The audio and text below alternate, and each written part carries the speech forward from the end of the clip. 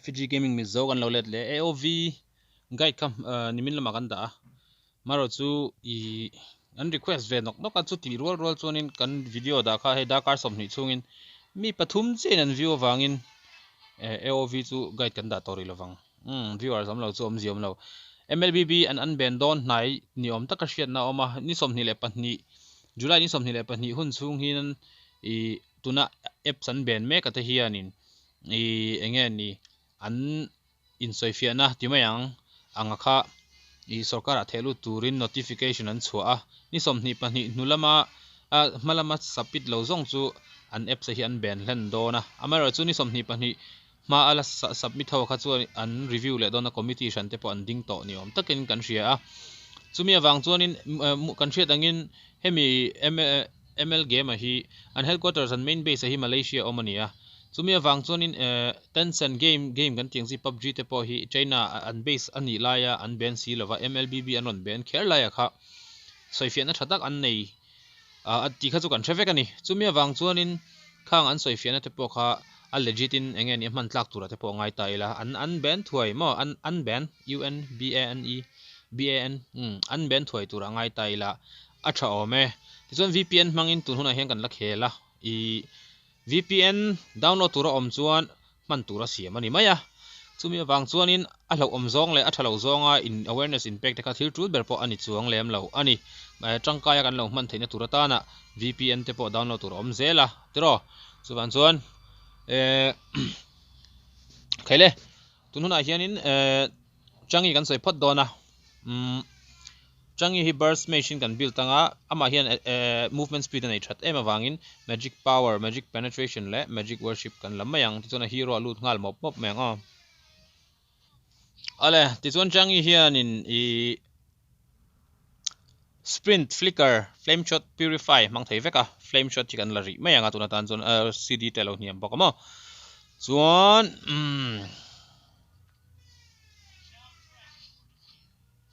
nimin lama popolen kupa guide kada to viewers ten kan lo mulo chuanin kan guide kan ta don guide khamin lo en sak don nia ti chuanin tuna hian meta update hiom don nge ka chiang lo major update nge eng update nge om turi ka she holova advance in download tur om meka hei hi kalo en chiang le zo kanga guide te pokron da tura ngai ta ila ti chuanin play store manga update da naka ka da to boka ka khamin lo en sak ula ka video tharlam hawani chukan soini tin ML la recharge du tan recharge dan tur te po kan da tel hial kha ilo endonia chuan len hi close le phot meng gold kan add paper anga next level bokanga chuan Chang'e hi a first skill hi AOE damage ani vain AOE damage kan pe ma saberanga level 1 a chuan kan up char mai don ni second skill hi zon buff a pe no problem chuan a passive atangin kan soi chhotan donila I enemy enge ni a khoi fu piang hian damage ane piang hian Chang'e hianin enemy hen mark asiam ani chu a mark siam chu a mark in each time Chang'e deals damage to enemy units she will leave a mark on them and her next base skill damage deals to those who mark will be increased ben ki lore mat sikni mình lo thiam lok teu khaka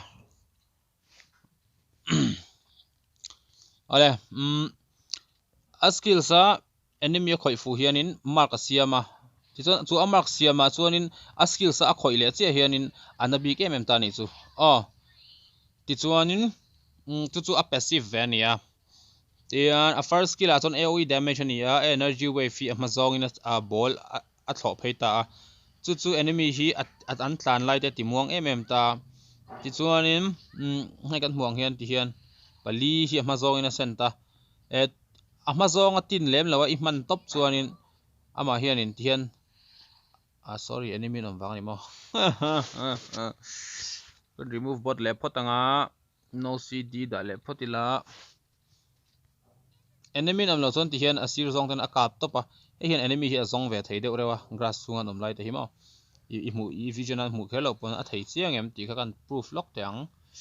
normal bot kan da anga ka mu dawa tuna hian azong mulem lo ni no problem à chuang hey hian enemy hi a slow down a an tlan se tur te hi ti muanga damage a sang em bok ani patrolling bot kan danga atlan speed hi lo enula ka ka ba khu ti tlan muang vek ta ni ole ka khani a ti chuan a second skill hian ama hi a buffa a ti tlan chaka shield a pe bok ani chumi shield a pe ka chu han entai la Chang'e summons a crescent moon to bless herself gaining 650 points of shield while increasing movement speed by 15% while shield is active. Her skills and basic attack are enhanced. Each time performs a basic attack, the crescent moon will deal points of damage to the target as well. Atini. Ole.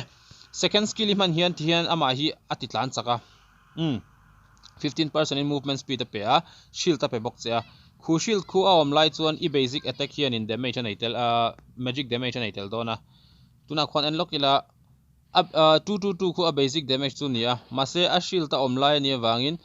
55 le 55 pani om khu extra damage extra magic damage ania a shield thi a om lem lo chuanin I khami basic damage kha om lo ta ni ku en tawla khu 222 to khu kalta ni mase tian shield generate lenga shield ta om chung chuan khu ai hianin extra damage petel chani khu a skills man dan chu ni maya basic attack hian na angrenga chuna ultimate hi he athui khop maya hla tangina kap theya ma se voi khati ka chho da angil chawina kap dona in ja sangaya he hina em he til hi magic damage ani pila ma hianin I base damage hi anei tha em base damage kan ti chuan base damage ka ti maya monster te hi akhoi na big em ti chuan level 4 a chuan buff ruchak ber ka ti tabani ma hi I blue buff tiang sit na hen build engma ka pelo chung hianin blue buff hi kan alti sinanga milo en saklakula a khoina em ani hei build engma ka pelo chung kwan buff te hi chu hne so takani ma hian mo amaro chu I ama hi mana consume vi wetilo chuanin mid laner an om chuanin I ama hianin buff hi ama motion kherlo ani ti chuan ama hi kan thiat angin burst damage chu nei thoma sela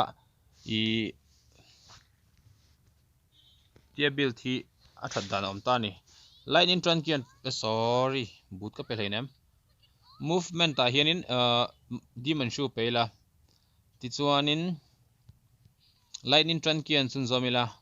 chumi hnuwa fleeting time in alti ti hniam taila chuan ice queen 1 penghal boglas enemy slow down turin holy crystal nen tin glowing 1 te po pek theya chuan hei tiang hian build thi a tha thawani hemi build thi a damage hi sang ani ultimate damage po hima ko lo mai ni amaro chu kan she tur boka chu hemi tiang lo deu set a build thi om veta I stack up build in a build thei boka lolita build kan build ang sorry lolita de chule stack up build po hi ana a hemi stack up build le hega langa hei nen ti chuanin penetration sorry pani ka lak pal chu hemi build po hian ti thei hei hian ama hi stack up ta a build the hi mo he po hi a damage chu na takani ti chuan khati lo kha om vele thei hei hian gold ta consume gold thi a mamo sang ani chume wang chuanin glowing 1 tini tan thei boka ti chuan ice queen 1 ini sun zomanga cdr nei vak don lo tin ani chu poimo bera chuan ti chuanin khonge attack speed ti pe bokanga build dang chu nangma thu ni to ti chuanin cdr pack dule enchanted talisman emo calamity reaper te po pelatin fitting time te po pela poilova wings of feather ka peng san chu a basic attack tirang turin ya hi hemi hi rang dewa ka thainan hemi hi ka petelani maro chu a skill sa chu a pui tam lo khop mai san chu kan thiat angin Chang'e chu base damage nei tha chumi wang chuanin I taret te lo khoi te hi angam ve thawani chumi wang jok chuanin ama hianin I attack speed kha kan peng san khani khatiang pokhani build thei thawani tin attack speed te lo po hian tuna ka build ang pa ngai pokhoni build thei tho boka hemi zo hand penetration ne mo defense mo te po I pe thei thawani ana thawani kha poka Chang'e chu build dan hi sang oma I gold sufficient dana zir I gold nga dana zirania I earlier kill te ila thei viawa gold te I sang chak viawani kha chuanin aman to piang khala meila mo